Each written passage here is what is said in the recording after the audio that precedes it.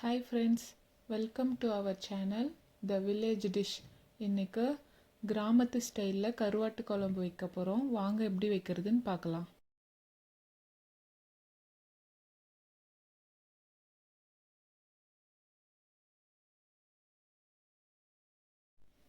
கருவாடு ஒரு பேக்கெட் எடுத்துக்கிறேன். அதை நல்லா க்ளீன் பண்ணி எடுத்துக்கலாம். அதோட தலை மற்றும் வயிற்று பகுதியில் இருக்கிற குடலெல்லாம் நல்லா க்ளீன் பண்ணி சுத்தம் செஞ்சு எடுத்துக்கலாம்.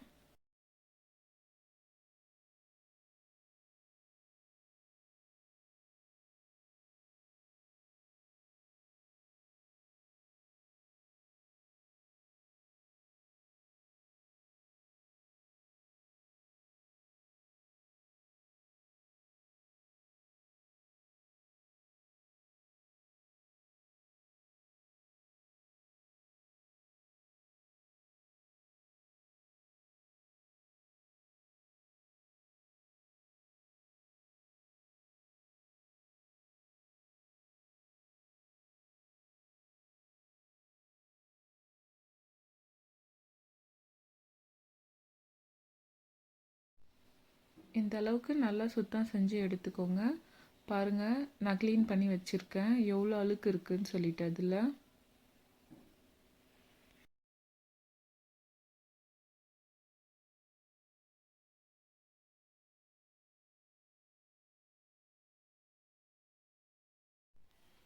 வெங்காயம் தக்காளி கட் பண்ணுறதுக்கு முன்னாடி நம்ம புளி ஊற வச்சுக்கலாம். கருவாட்டு குழம்புக்கு மெயின் இன்க்ரீடியன்ட்ஸே புளி தான். புளியை நல்லா க்ளீன் பண்ணி கழுவிட்டு ஒரு தட்டு போட்டு மூடி ஒரு ஓரம் வச்சுட்டு நம்ம வெங்காயம் தக்காளி கட் பண்ண ஸ்டார்ட் பண்ணலாம்.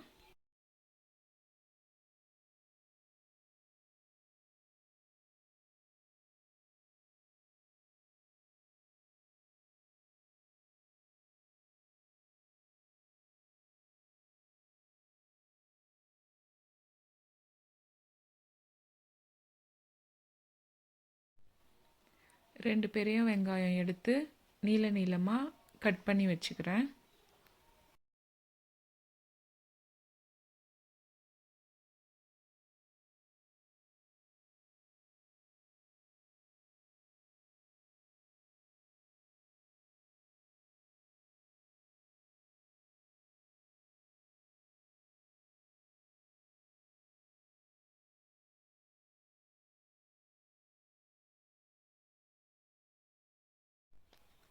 நாலு மீடியம் சைஸ் தக்காளி எடுத்து அதையும் நீளமாக கட் பண்ணி வச்சுக்கிறேன்.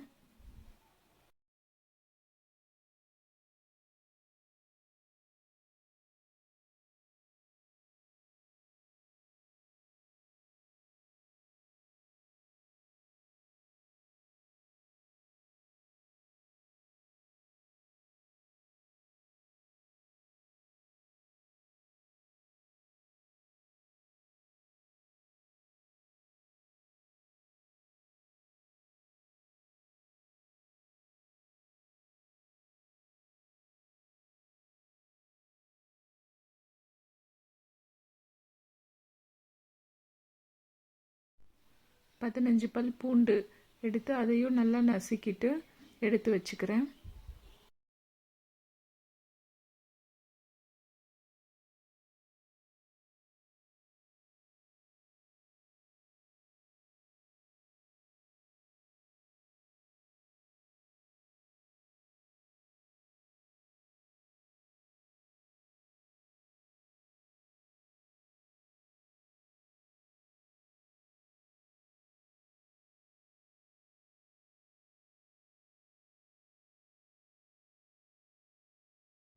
கருவாட்டு குழம்புக்கு தேவையான பொருட்கள் எல்லாம் கட் பண்ணி ரெடியாக எடுத்து வச்சாச்சு. வெங்காயம் தக்காளி பூண்டு கொத்தமல்லி கருவேப்பிலை. இப்போது நம்ம அடுப்பை பற்ற வச்சுட்டு அது மேலே ஒரு மண் வாணல் வச்சுக்கலாம்.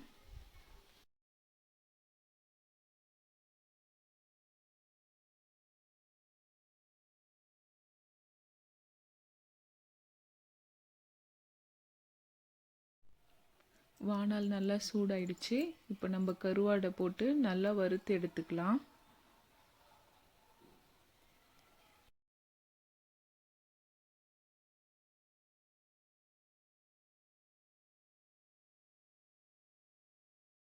கருவாட்டை நல்லா ப்ரௌன் கலரில் வறுத்தாச்சு. இப்போ கருவாட்டை தனியாக எடுத்து வச்சுட்டு கருவாடு கழுவுறதுக்காக தண்ணி வச்சுக்கலாம். கருவாட்டு வறுத்த அதே பாத்திரத்தில் 2-3 டம்ளர் தண்ணி ஊற்றி நல்லா கொதிக்க விட்டு கருவாட்டில் ஊற்றிக்கலாம்.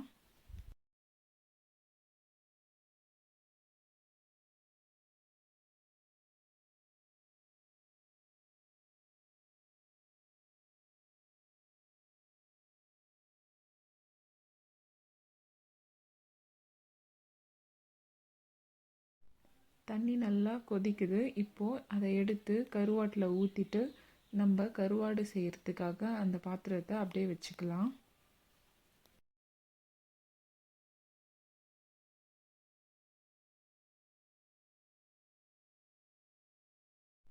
வானல் நல்லா சூடேறிடுச்சு. இப்போ நம்ம எண்ணெய் சேர்த்துக்கலாம்.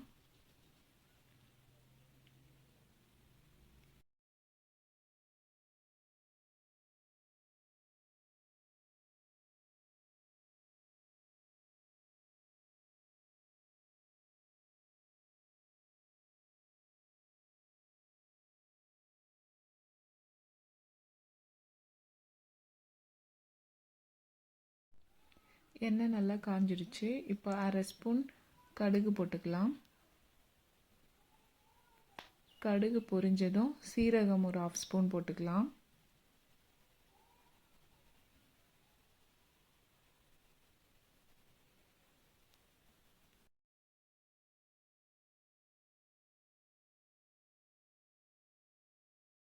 கடுகு சீரகம் நல்லா பொரிஞ்சாச்சு. இப்போ கருவேப்பிலை சேர்த்துக்கலாம். இப்போ வெங்காயம் போட்டுக்கலாம். வெங்காயம் போட்டு நல்லா வதக்கி விடலாம்.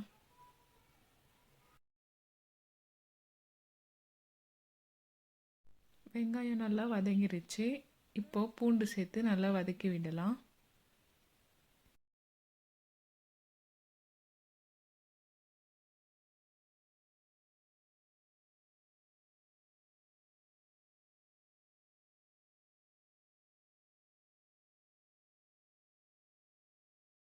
பூண்டும் வெங்காயமும் நல்லா வதங்கிடுச்சு.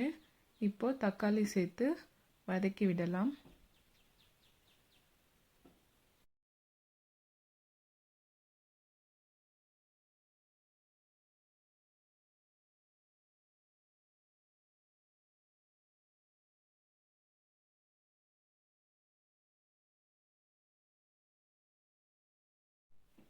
நல்லா வதக்கி விட்டுட்டு ஒரு தட்டு போட்டு மூடி வச்சுக்கலாம்.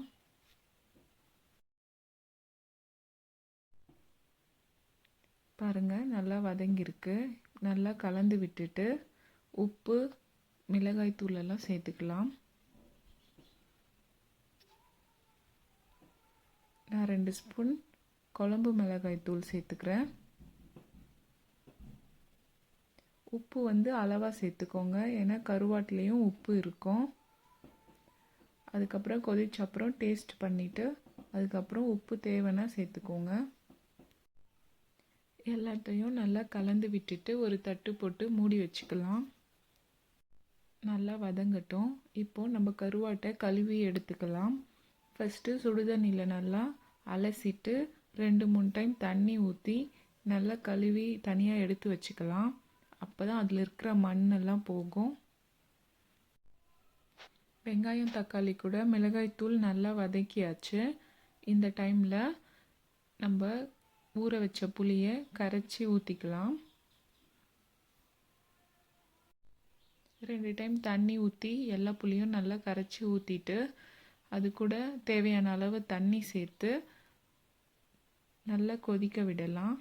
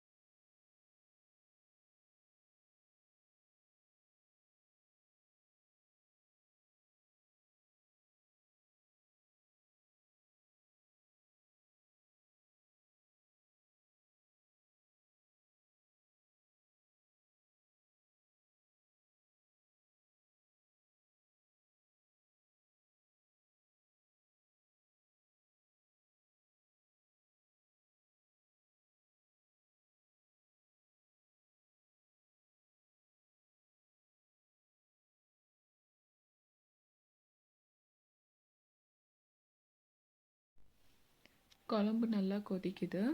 இந்த டைமில் நல்லா கலந்து விட்டுட்டு டேஸ்ட் பண்ணி பார்த்துக்கலாம். உப்பு, காரம், புளி எல்லாம் கரெக்டாக இருக்கான்னு சொல்லிட்டு.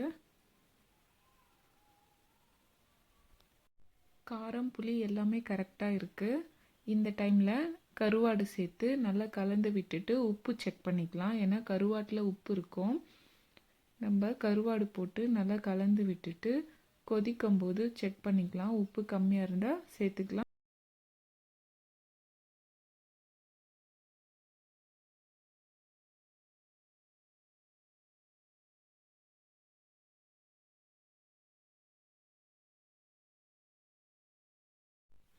தண்ணியெல்லாம் சுண்டி குழம்பு நல்லா திக்காயிடுச்சு. இந்த டைமில் கலந்து விட்டுட்டு கொத்தமல்லி தூவி இறக்கி வச்சுக்கலாம். அவ்வளோதாங்க, கருவாட்டு குழம்பு ரெடி ஆயிடுச்சு.